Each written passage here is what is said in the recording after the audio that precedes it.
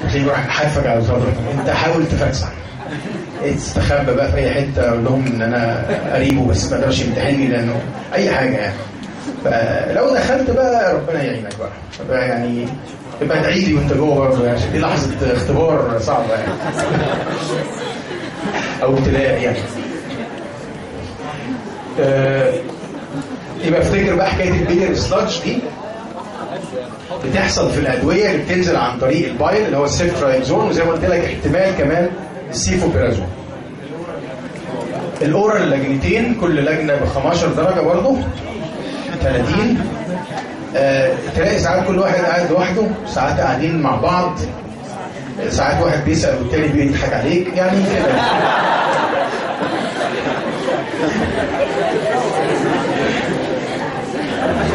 انت وحظك بقى. لا والله مش يعني ما لقيتش فيك والله يعني، حتى لو في بس معلش بقى خلاص بقى نوقف التسجيل بقى ان شاء الله واحكي لكم. فين بقى؟ خلاص عرفنا البيلي سلادج ده. في ادويه بقى من السيفالوسبورينز زي السيفامندول، ده اشهر واحد، حط تحت خط بس عشان MCQ. السيفامندول او السيفوكسيتين ومش عارف السيفوبيرازول والكلام ده بيعملوا مشكلتين شويه سبيسيفيك. السيفامندول ده بيعمل حاجه اسمها هايبوبروثرومبينيميا. هايبوبروثرومبينيميا، حد عنده تفسير يعني ايه اصلا هايبوبروثرومبينيميا دي؟ يعني البروثرومبين في الدم قليل، والبروثرومبين ده جاي من ايه؟ الفيتامين كي اكتيفيشن، صح؟ طيب يعني معنى كده ان الدواء ده بيقلل الفيتامين كي سواء كاكتيفيتي او كفورميشن. حد يعرف يفسرها؟ فلورا. صح. البكتيريا الفلورا من ضمن المزايا بتاعتها انها بتصنع فيتامين دي وفيتامين كي. فساعات الانتي بايوتكس اللي بيعمل سبريشن على الفلورا بيقلل الفيتامين كي فورميشن. ما دام قللت الفيتامين كي يبقى انت قللت البروثرومبين، يبقى ممكن تعمل نزيف. يبقى ده من الحاجات اللي شويه سبيسيفيك هنا بقى، عشان كده ممكن ادي معاه فيتامين كي كنوع من التعويض بقى، ان انا ادي انجكشن مثلا فيتامين كي من بره. هو البينيسيلينز بيعملوا بليدنج؟ البينيسيلينز عملوا النزيف من شويه، صح؟ واحد فيهم ايوه كاربينيسيلين، صح، اللي هو كان اكستندد سبيكتروم ده، بس كان بيعمل نزيف لحاجه مالهاش علاقه بالفيتامين كي، كان بيعملها عن طريق بليتلت ديسفانكشن. النقطه نمره دي في الادويه دي حاجه اسمها دايسلفورام لايك اكشن. معرفش سمعتوا عن الدواء ده قبل كده؟ دايسلفورام، صح، برافو عليك. الدايسلفورام ده اصلا دواء طلع في الطب عشان يشجعوا الناس الالكحوليك مدمنين الخمر ان هم يبطلوا الخمر. انتوا عارفين يعني تكسير الايثال الكحول بيحصل ازاي؟ الايثال الكحول بيدي حاجه اسمها اسيتالدهايد، صح؟ وبعدين عن طريق حاجه اسمها الكحول ديهيدروجينيز، وبعدين الاسيتالدهايد بيتكسر لاسيتيك اسيد بانزيم اسمه الدهايد ديهيدروجينيز، ده بايو كيمستري بقى. وبعدين الاسيتالدهايد ده بيتكسر الاسيتيك اسيد بيكسر الكربون دايوكسيد وميه. يبقى انا عندي ايثايل الكحول بيدي اسيتالدهايد. اللي يهمني بقى ان الاسيتالدهايد بيتكسر لاسيتيك اسيد بانزيم اسمه الدهايد ديهيدروجينيز، تمام؟ الدايسلفورام ده وظيفته ايه بقى؟ انه يمنع الانزيم اللي اسمه الالدهايد ديهيدروجينيز. ده انهبيتور على الانزيم اللي بيحول الاسيتالدهايد لاسيتيك اسيد. طب توقع معايا كده لو انا شربت خمره وباخد دايسلفورام هيحصل ايه؟ كان المفروض الكحول يتحول لاسيتالدهايد وبعدين اسيتيك اسيد وبعدين كربون دايوكسيد وميه ومفيش مشاكل. وجود الدايسلفورام عمل ايه بقى؟ منع الانزيم اللي بيحول الاسيتالدهايد لاسيتيك اسيد، فبدا يحصل accumulation of acetaldehyde. الاسيتالدهايد ده لما بيعلى بقى بيعمل مشاكل، بيعمل نوزيا وفوميتنج وفلاش، تلاقي العيان يحمر قوي كده وضغطه يقل وبرونكوسبازم ومشاكل. فطلعوا الدواء ده عشان يشجعوا مدمنين الخمر ان هم يبطلوا خمر. هياخد دايسلفورام، لو الشيطان يعني وزه وشرب شويه كحول هيتعكنن. الدواء ده فشل طبعا، فشلا ذريعا.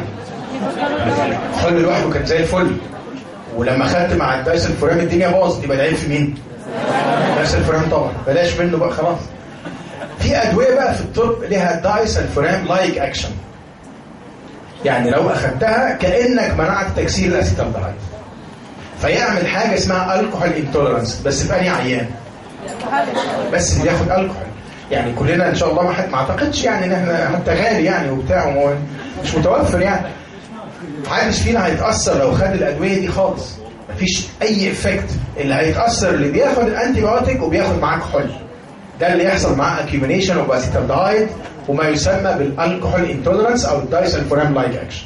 وعلى فكره بره الناس الاجانب يعني متعودين على الالكحول، ده عاده هابت يعني، مش حاجه عيب ولا اي حرام ولا اي حاجه. ده لو الدكتور ما كتبش او ما قالش للعيان ان الدواء ده بيعمل دايسلفورام لايك اكشن، الدكتور ده يروح في داهيه بجد والله، يترفع عليه قضيه ويتسحب منه الترخيص بتاعه عشان عكننت على الراجل كان فخلي بالك بقى اللي بيعمل كده سيفالوسبورينز، ودواء ان شاء الله جاي باذن الله كمان شويه، ما اعرفش امتى بس هيجي ان شاء الله، اسمه مترونيدازول، الفلاجيل بتاع السوق، وبعض ادويه الانتي دايابيتيك دراجز المجموعه اللي بيسموها سلفونايل يوريز، هنسمع ان شاء الله عنه دواء اسمه كلور بروبامايد. دي الادويه اللي مشهوره قوي انها ممكن تعمل دايسلفورام لايك اكشن. ده بالنسبه للعيوب بتاعه السيفالوسبورينز. الفارماكوكاينيتكس في السريع بقى، السريع بيتاخدوا ازاي السيفالوسبورينز؟ لا خليك مصحصح بقى عشان تساعدني، بتاخدوا ازاي؟ ما شاء الله صح اهو كده. في اورال وبارنترال مش كده؟ الاول والثاني والثالث في الاجيال بيتاخدوا اورال وبارنترال، الرابع كان بيتاخد بارنترال. طيب بالنسبه للديستريبيوشن بيعدوا البلاسينتا بارير ولا لا؟ من غير ما تفكر كله بيعدي، ودي ار سيف زيهم زي البنسلين، ماسكين على بلازما بروتينز، ماسكين وما يهمناش. بيعدوا البلاد برين بارير ولا لا؟ صح. اول والثاني ما يعدوش ما عدا السيفيروتين بتاع الثاني، والثالث والرابع كله بيعدي. طب الفيت مصيرهم ايه؟ لا مش الثالث والرابع، هي ما فيهاش ثالث ورابع قوي هنا.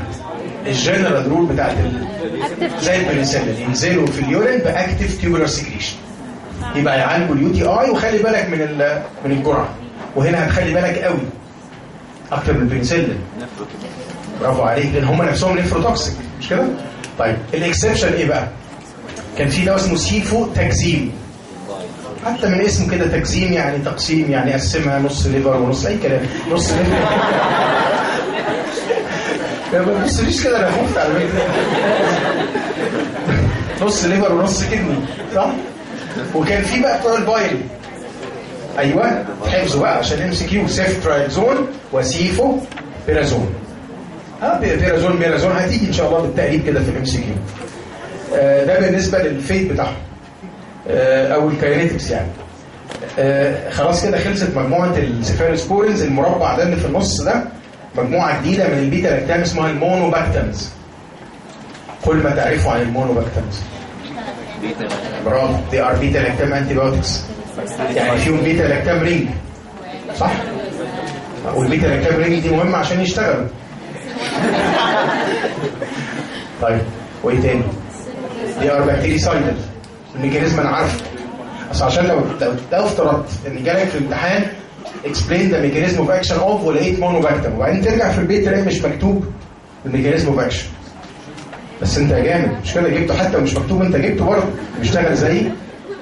ونبقى عشان خاطر ما تكتبش اسبريسيلين وتسكت، يعني اسبريسيلين واشرح بقى ان هو بيمسك في كذا وبيعمل انيبيشن مش عارف ايه والكلام ده. they are resistant to beta lactamase. والحاجه المهمه فيهم بقى ان هم ما بيتاخدوش اورال، بيتاخدوا بس انتراماسكولار تقريبا، يعني امتصاصهم اورال وحش جدا. كتاب القسم كاتب ان هم 100% بايو افيلابيلتي افتر انتراماسكولار. ينفع الجمله دي بذمتك كده؟ يعني لو كتاب القسم كاتبها تبقى اكيد صح وجميله وحلوه وكل حاجه، بس عمر ما حاجه تدي 100% خالص الا اي في بس، ما فيش حاجه. يعني لو 99 و99 9 كده ماشي مصدقه، لكن 100% دي صعبه شويه. الدواء ده نارو سبيكترم، وعلى فكره في ناس برضو بتحفظها بالطريقه البلدي. مونو يعني ايه؟ واحد، هو بيشتغل على حاجه واحده اللي هي الجرام نيجاتيف،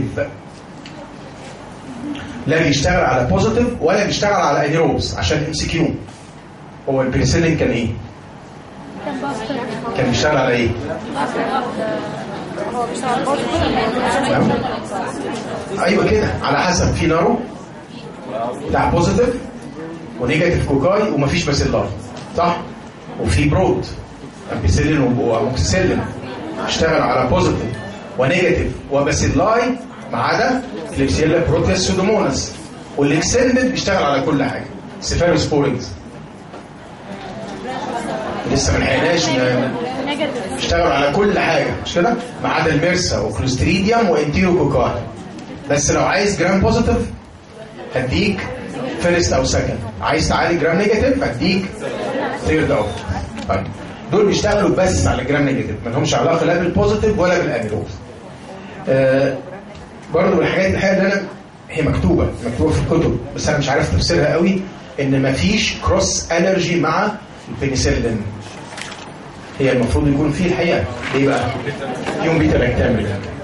هو كتب يعني كاتبه، مش كاتبه نو كده بالفخامه دي، هي كاتبه ليس انسيدنس او ليس لايبل تو، وانا برضه ما اعرفش التفسير. يعني هل الكيمياء مختلفه شويه فما فيش احتمال؟ لكن في كتابنا كده لما تلاقي نو كده مكتوبه بشكل جامد قوي كده اعرف ان هم يعني فرحان، يعني حاجه مهمه يعني. فلو جالك في الامتحان نو كروس الرجي، طبعا ليه ما فيش كروس الرجي؟ ده يعني مين الحمار اللي قال ان في كروس الرجي؟ اخر مجموعه بقى اسمها الكاربابينمز، اخر مجموعه في البيتا لاكتام، يعني عشان الناس ما تتفائلش قوي.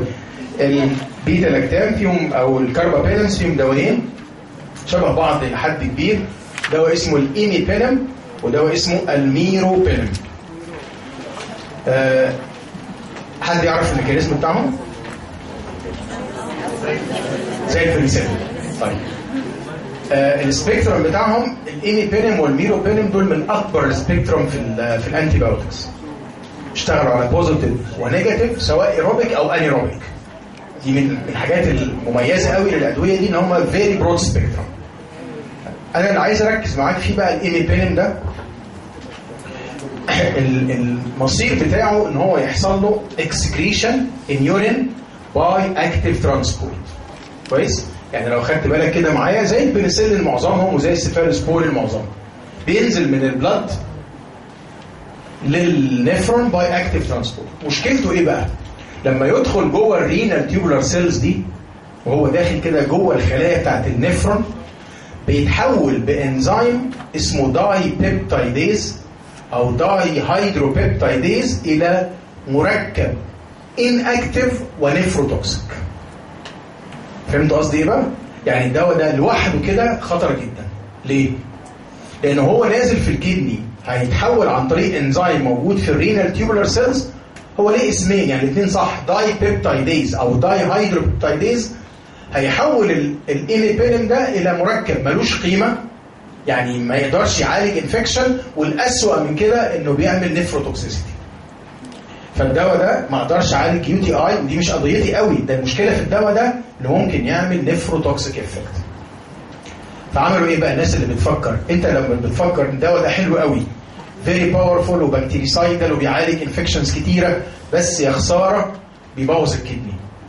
وعرفت سبب انه بيبوظ الكدني ايه؟ انزيم اسمه داي بيبتايديز هو اللي بيكسره لمركب نفروتوكسيك. تفتكر نعمل ايه بقى ساعتها؟ صح، ادي معاه داي هيدروبيبتايديز انهبيتور. دواء هيتحفظ بقى ان شاء الله اسمه سيلاستاتين او سيلاستاتين، يعني للناس اللي بتحب النطق المدلع يعني. بس احنا بنحب النطق الايه الفخيم، سيلاستاتين كده يعني. السيلاستاتين ده بيستعمل لوحده؟ يعني في دواء في الطب اسمه سيلاستاتين؟ لا، ده يتحط مع الايميبينم عشان يمنع تحوله الى مركب نفروتوكسيك ويناكتيف. الدواء ده في السوق بقى اسمه التاينام، دواء مشهور جدا غالي قوي طبعا كانتي بايوتيك، لكن الحاجات اللي فيري افكتيف عباره عن فيكسد كومباينيشن، يعني مش هدي العيان حقنه من ده وحقنه من ده، ده هو الدواء نفسه متصنع عباره عن كومباينيشن من الاثنين. طيب يعني لو ان شاء الله اتسالنا بقى جيب ريزون هنا، سيلاستاتين should be added to imipenem in treatment of bacterial infections. عرفنا الإجابة؟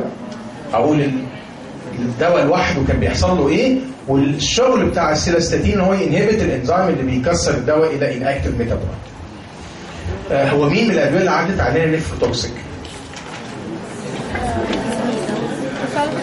البنسلين كان فيهم حاجه نيفروتوكسيك؟ الميثيسيلين اللي بطلنا نستعمله ده، السيفالوسبورينز يتقال عليهم نيفروتوكسيك بالذات لو اتاخدوا مع دواء تاني نيفروتوكسيك او مع روزامايد. الدواء ده لوحده الايميبيرين لما كان بيتاخد لوحده كان نيفروتوكسيك، دلوقتي خلاص بقى تجنبنا المشكله دي.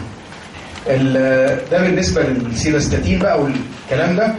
خلي بالك من عيوب الدواء ده، بيعمل الرجي وبيعمل كروس الرجي مع البنسلين. هو مكتوبه في الكتاب بارشال كروس الرجي، انا برضو الحقيقه ما قدرتش افهم كلمه بارشال دي مقصود بيها يعني مش في كل الناس ولا مش كل الاعراض ولا مش كل الطلبه ولا مش عارف بصراحه، بس يعني في احتمال يبقى في كروس الرجي مع البنسلين. جي اي تي ديستربنس، مع انه ما بيتاخدش اورال، لكن مع بلاد فلو ممكن يوصل للجي اي تي ويعمل مشكله. سيجرز يعني تشنجات، في كام دواء قبل كده عمل تشنجات؟ مفيش غيره البنسلين لما اتاخد لارج دوز، بالذات لو في كيدني امبيرمنت او انتراثيكال. ده بقى سيجرز مشهوره يعني، طبعا لو سالتك مين ما ياخدوش اكيد هتعرف. صح، ممنوع في اللي عنده ابيليبسي، في ادويه كده معينه الابيليبسي ممكن تعمل مشكله، من ضمنها الدواء ده. الميروبينم بقى عشان الام سي كيو، الميرو شبه الايميبينم قوي بس ما بيتكسرش التوكسيك ميتابولايت، ومش محتاج ان انا احط معاه سيلاستاتين ولا حاجه، واحتمالات السيجرز معاه اقل بكتير. خط بقى كده خلصت البيتا لاكتام انتي بايوتكس، مش كده؟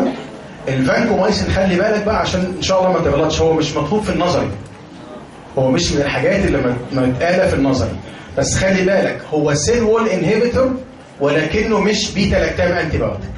فهمنا دي يا جماعه؟ يعني هو بيشتغل زي البيتا، يعني قصته شبه البيتا لاكتام لكن هو مش تبعه. اللي عايزك تعرفه بقى عشان الام سي كيو ان شاء الله، سيبك من ان هو الجلايكوبروتين، مش فارقه قوي دي يعني في الكيمياء. الدواء ده نوت ابزوربد اورالي، ومع ذلك هاخده اورال في حالات معينه هفكرك بيها دلوقتي. والدواء ده بينزل في الكدني، نازل اكتف ان يورين، بس غالبا نازل بباسيف فلتريشن اكتر منه باكتف ترانسبورت. المحصله واحده، ان اقدر اعالج بيه يورينال تراكت وان انا لازم اظبط جرعتي. انا اللي يهمني فيه بقى طبعا السبيكترم باختصار شديد جدا هو جرام بوزيتيف، بما فيهم الحاجات اللي ما قدرش يعالجها السيفالوسبورين. مفهوم يعني الكلام اللي انا قلته ده واضح؟ هو السيفالوسبورين عالجوا كل حاجه ما عدا ايه؟ ميرسا، كلوستريديوم ديفيسيم وانتيروكوكاي. ده يعالج بقى كل الجرام بوزيتيف انكلودينج الثلاثه دول. فعشان كده هو مميز قوي في الميرسا والسودوميمبراس كولايتس والحاجات دي. الميكانيزم اوف اكشن انا ما اعرفش حاجه مكتوب ولا لا، مكتوب نمره 2 انهبت، ده عشان ام سي كيو بقى، انهبت السيل وول، بس مكتوب في خطوه قبل خطوه البيتا لاكتام. حد فاكر السيل وول كان بيتكون ازاي؟ في بيلدينج بلوكس كده او بيلدينج يونتس جوه البكتيريا، وبعدين كارير يشيلها يطلعها بره، وبعدين تبقى لايرز كده ويحصل الكروس لينكينج. غالبا في معظم الكتب بيقال ان هو بيشتغل على خطوه الكارير، يعني بيخلي الكارير اللي المفروض يشيل اليونتس من جوه البكتيريا يطلعها على الممبرين من بره ما يشتغلش. يبقى هو زي ما هو قايل كده في الكتاب ان هو خطوه ايرلير، هو كتاب القسم كاتب بوليمرايزيشن، يعني ماشي الحال، بس هي بيشتغل غالبا على خطوه الكارير ترانسبورت.